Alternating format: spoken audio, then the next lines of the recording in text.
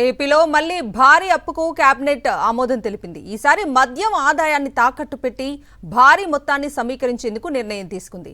రాష్ట్ర కేబినెట్ తాజాగా జరిగిన సమావేశంలో ఆంధ్రప్రదేశ్ బెవరేజెస్ కార్పొరేషన్ ద్వారా 11,850 కోట్ల రూపాయల అప్పును సమీకరించాలని నిర్ణయించింది.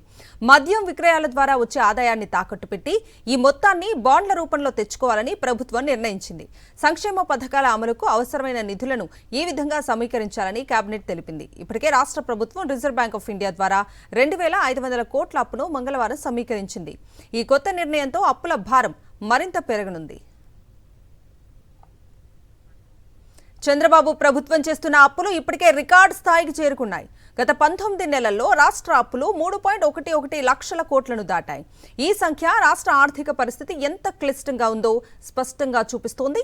సంక్షేమ పథకాల కోసం నిధులు సమీకరించడంలో ప్రభుత్వం మద్యం ఆదాయాన్ని ప్రధాన ఆధారంగా చేసుకోవటం రాష్ట్ర ఆర్థిక వ్యూహంపై ప్రశ్నలు లేవనెత్తుతోంది.